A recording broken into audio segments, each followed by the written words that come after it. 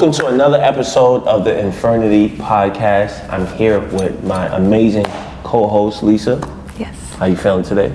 I'm feeling good. That's good. Feeling good. Thank you. I'm excited about this episode. So this episode, we are going to dig into the origins of Infirnity, which started out as a non-profit organization, if I'm not mistaken. Yes. So let's really dive deep into that. Like, tell me, how did this like amazing idea start for you? Well, it's very interesting. So Infirnity, I see it as two phases. The first phase is the roots, and the second phase is the blooming. So Infirnity's been around since 2014, and it was a beautiful creation by me and my partner, Eunice Hughes, as our gateway to purpose in our neighborhood. We started a basketball leadership, a college prep program, and it evolved into middle school basketball, citywide tournaments, character development courses, block parties, workshops, recreational space. It just bloomed. And then the pandemic hit. And so one thing is that we never had our own space. And so during the pandemic, for sure, everything was turned off. And we really didn't see how we were going to come back. During those first about 7 years, our anchors of our organization was myself, Eunice, and then Jerome Jones, who would travel all the way from Queens and just come and train and coach these young guys all the time. So the pandemic happens, and the love that was nurtured into our community was deeply rooted. It was there, it existed. And Eunice and I had 2 children. Wow. And a friend of ours, a loved one named Maria Blanco, came up to me in the park, Chelsea Park, and she was like, "Girl, we need that block party again. Like, we need to bring it back." And I was like, I got 2 kids now. If you want to do it with me, that sounds great, but I don't see how this is going to come back. And she said, "No, let's do this together." And it was in that moment that we started coming out of the ground.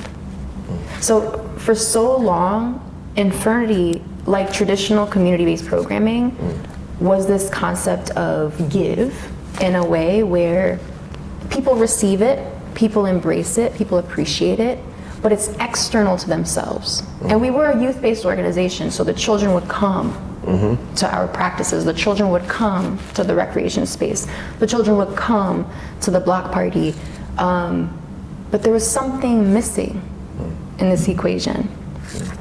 Once Maria spoke to me, and we gathered 4 moms, including myself, and together these 4 moms from the neighborhood created the first Infirnity Fest, our street festival, the next transition of our block party.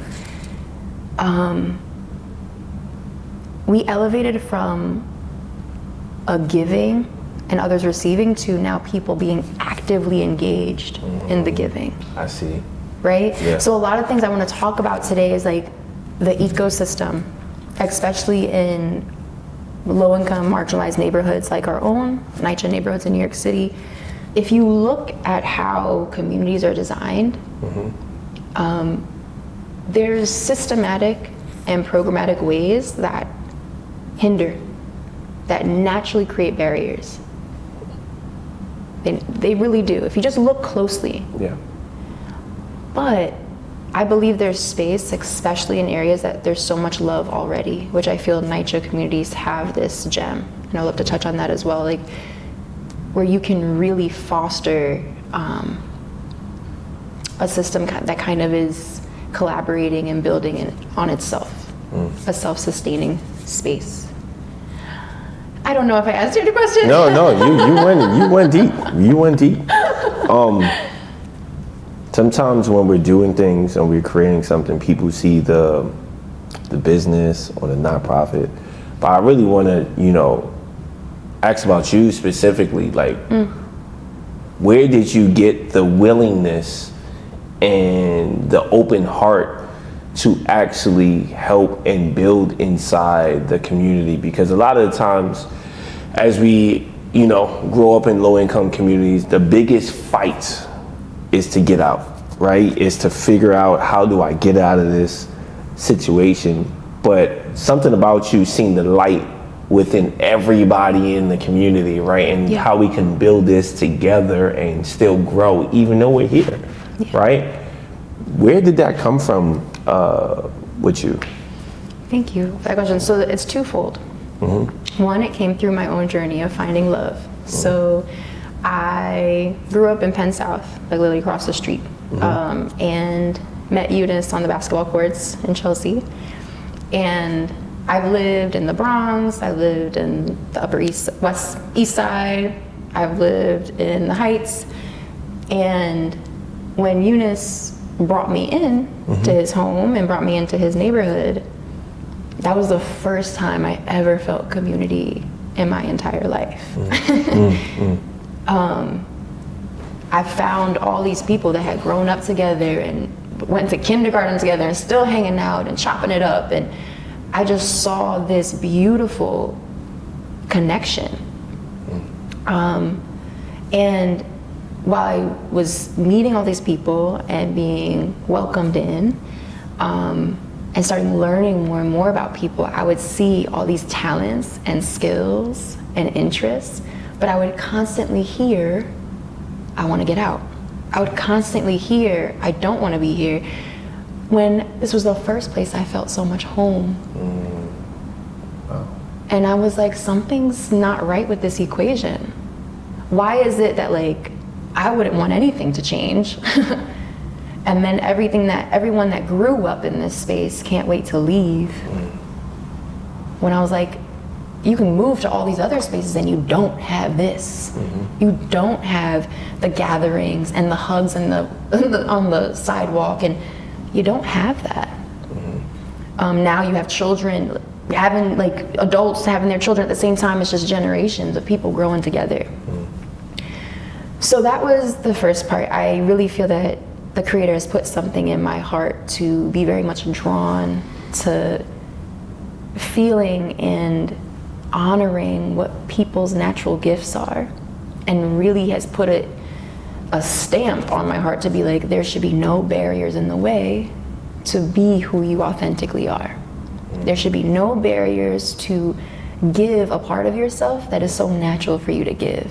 When I think about community, you have people that are chefs, you have people that are teachers, you have people that are dancers, you have musicians, you have artists. These are gifts that we all have. If you create a community where those things can naturally come out, are you kidding me? The abundance that shows forth. So that's the first part, where it's just I felt home in a place where I noticed people called it home but didn't want it to be their home. And I was like, let's fix this, because this is right. This community is right. The other part was my own journey into motherhood. So after my son in particular, I feel like during my daughter, I felt horrible. And then I had my son 15 months later, and I got hit with the truth. That's his middle name. And I lost a huge part of myself, becoming a mother of two. And during that journey, I realized that there were all these parts of me I didn't have access to anymore, and wondering if I would ever have access to them again. I found my own barriers. And that's when I realized that as I slowly was healing, the more I learned to choose the things to empower myself, empower my own identity, empower my own light, I became a mother. I became a better mother. My household changed. How I moved in my community, how I moved in other places changed. And I was like, this is what our homes need in our community. For so long, I was focused on youth-based programming, and that's beautiful. But the parents, the adults in the community, need these moments to feel fulfilled. And then the children watch them. You talk differently. Your joy is different. Your energy is different, because your spirit is being fed by doing. Right? So, yeah. No, wow, that was powerful. That's something I've been needing to ask you. And my next question is like, what are the core values of Infirnity? So Infirnity has really become a pioneer of a brand new way for community development to arise, especially in New York City. And it is based on two segments. One is a strength-based approach, and the other is occupational therapy principles. So a strength-based approach means that you transition creating programming based on the scarcity of a population and integrate it into the abundance that is actually there. So think of it this way, how, let's say you have a community center and it's in a neighborhood and they identify that the kids don't have a basketball program. These kids don't have basketball. They really need basketball. Let's go get a coach and foster a basketball program. Good result, right? It gets the children basketball, it feeds the program, cool, wonderful. However, it creates a stigma that the reason why you have this is because you didn't have it. And what I have found is that especially in marginalized communities, you are surrounded by didn't have language. You're a community that doesn't have, you're a community that doesn't have access to, you're a community that needs this.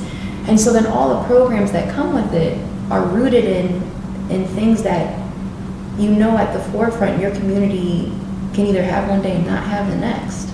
There's no empowerment in it. A strength-based approach says, let's say for that same basketball situation, I met these group of guys in the neighborhood. They love to play ball. I asked them if they would be willing to like train some kids, and they said they would be down. I really think they'd be great at it. The basketball program that's created for the children is based on the strengths of the skill sets and the natural talent of those group of men in the neighborhood or women. It completely shifts the scope. No longer are the children receiving programming because they didn't have it. The children are receiving programming because the adults in their neighborhood have a gift to extend. And what Infirmity becomes is the way to remove any barriers to that giving, right? If a person needs help with organizing and envisioning their plan and executing it, we're there. If a person needs resources, we ensure that they have space and the balls and the clock, whatever they need. That's the role. So it's a strength-based approach. The other part is that we are based on 3 occupational therapy principles. So occupational therapy is this wonderful profession I love so much. That's rooted in creating ways for people to live a fulfilling life, ensuring that they are able to be functionally independent. That's our term. But it's through the fact that they can engage in the things that matter to them, right? So traditionally we work with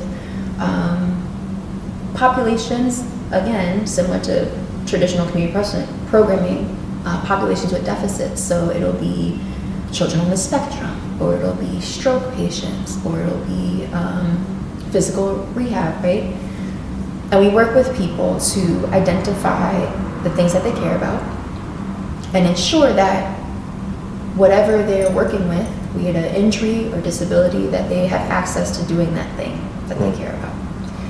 So as you can see, OT and the way it approaches things really aligns with what we're doing in community.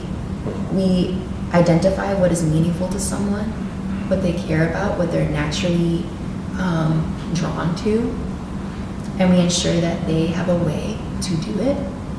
A second pillar of occupation is participation. Whenever we're working in occupational therapy, it's not to just fulfill a person's needs individually, it's to make sure that they can live life with others, right? So everything that we do in Infirnity is not about them having this idea and doing something for themselves. It's literally a pipeline to them sharing that gift and that talent and that belief and that vision with others. Because isn't that the meaning of life? Yeah. Amen. The meaning of life is connection. The meaning of life is gathering. The meaning of life is feeling a sense of belonging, right? So that the truth is connection. Participation is a huge OT principle. The third OC principle is occupational justice. And this has been like the biggest framework for our organization. Occupational justice is a social justice principle that says, you know what? If you are able to do the things that you care about, you will have a better quality of life. And you will be more healthy. Let's throw that in there. Yeah. Simple equation, B. If you have access to doing the things that make you happy, your quality of life will be better. Duh, Yeah. right? But I heard this when I went back to school and I was like, oh my gosh, this is it. I go home and all I see are barriers to doing what people love to do, barriers to doing what makes people happy. This is the equation. I want Infirnity to remove the barriers. Yeah, it all makes sense now too. Like, you know, Yeah. just seeing you put people in positions where they will thrive. You're like the greatest quarterback of all time. I've watched it. I literally watched it, and it's a beautiful thing to witness from the sideline. Another question I want to ask you too is, like, you know, we was talking before we even got on camera how, like, we forget that we're human. And from someone that is building out this amazing project, journey, dream, goal, vision, sometimes we have barriers, right? Sometimes we have moments where we have moments of like setbacks. How do you deal with that? Like when building this out, this amazing vision, and can you give us like an example when you experienced something like that, and you know, how did you overcome? Okay. Yes, definitely have experienced it quite a few times. And I think there's many more to come because I know we're only at the beginning of this second half of Infirnity. I have gone through many battles of doubt, of overwhelm. And there's two things that anchor me. One truly is my spirituality. I believe in prayer. I believe in meditation. I believe in song. I believe in dance. I believe in writing, reading. And for me, even going to church has been grounding for me, receiving messages from outside of just my solitude. And so receiving those messages and feeling that guidance, feeling that this is beyond myself has been a huge part for me. I think when you step into a vision that seems big, you can easily feel like this is way bigger than me. How can I do this? And the truth is, it is bigger than me. The truth is, I am just a player in this equation. And I really believe that there are greater energies and callings at work to make this come to life. The second thing that anchors me is really advocating and being honest about my needs. Kind of advocating to myself, for myself, advocating to my family and my home. One of the biggest advocate moments I've had recently is not being afraid to step into my own truth. You know, like if I feel I gotta be, like I'll give you an example.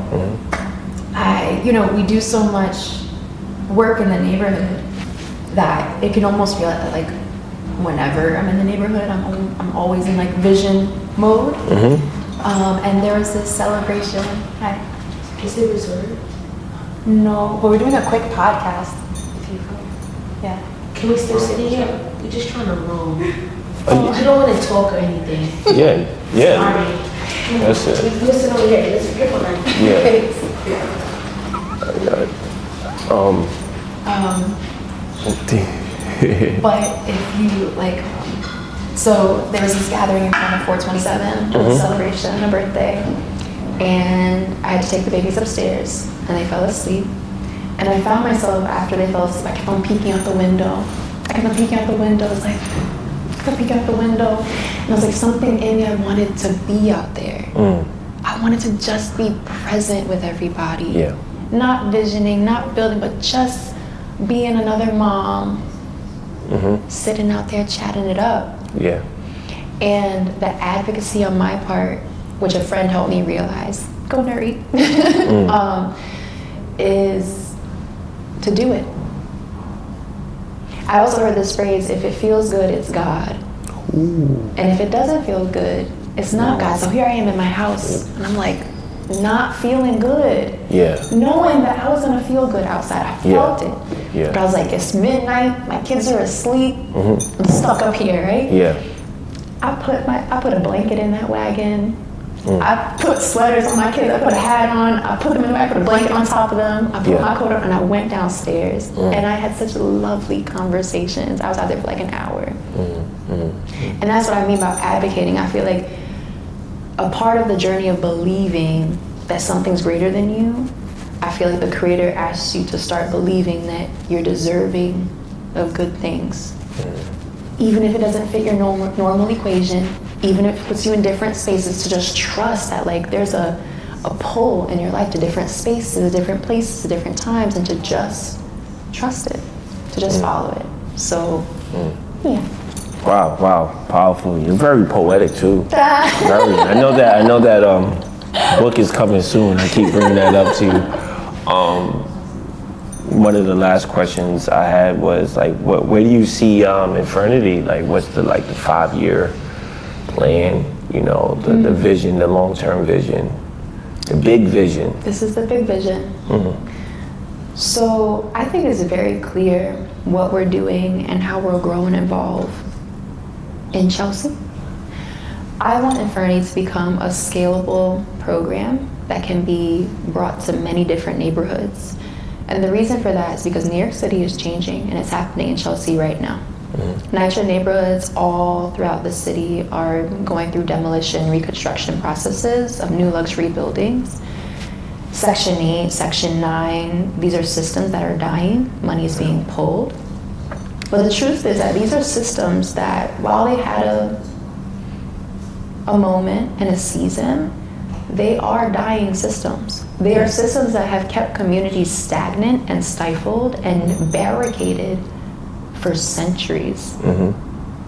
I believe Infirnity has the opportunity to show and prove that there's a new system that is needed in order to sustain and to ensure housing security, in order to develop access to things in these now affluent communities, Williamsburg, Chelsea, like all these neighborhoods, Bushwick, all these areas are changing, right?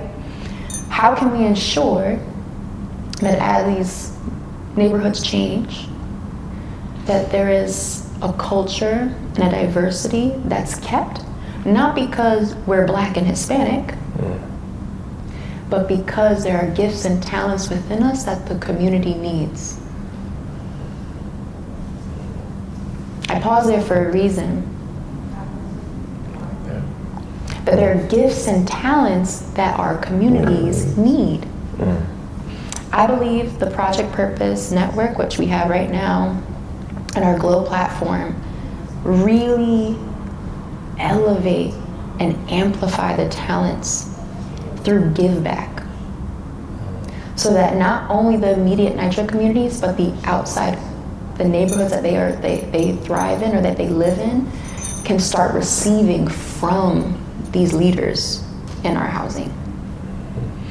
I want to build a system where the amount of hours that people put in their leadership and in their give back gives them access to restaurants, gives them access to different opportunities like rock climbing or poetry or like improv or pottery, different experiences in life that our communities typically don't even think about.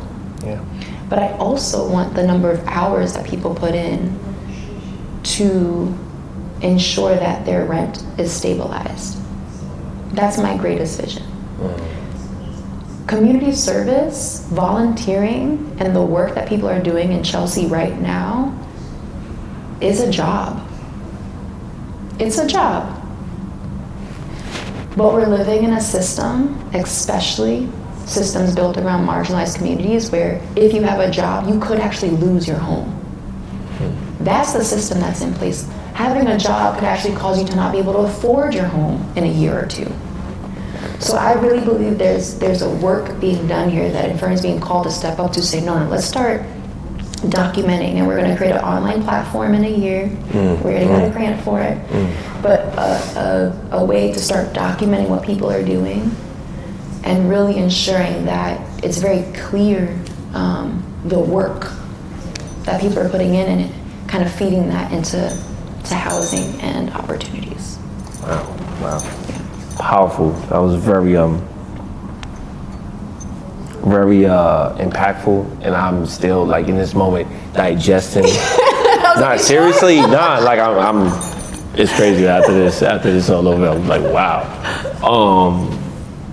First of all, I just want to thank you, from the bottom of my spirit, for being like this powerful leader, and that's what I see you as, and someone that is extremely resilient in her approach, but also very relaxed and calm at the same time. It's hard to find someone that's like super ambitious but just really chill at the same time, and you literally represent that, and you make a major difference in our community. Like, you've helped sustain a community that can sometimes be like separate at times, and you figured out a way to be the glue to keep everyone together. The fact that we have block parties is crazy, and I tell people all the time, like, when I told people that I worked with you and did the thing, I'm like, yo, your neighbor has a block party? Like, really?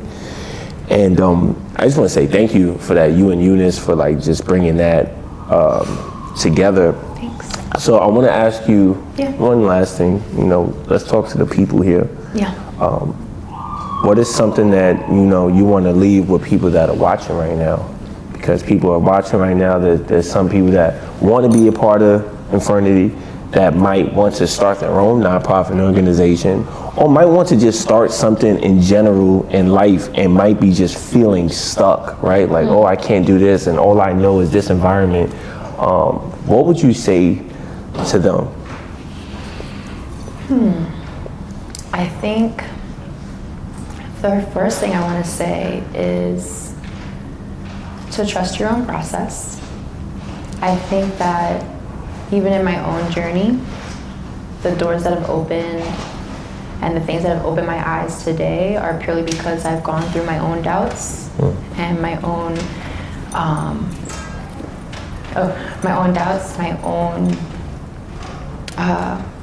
trials.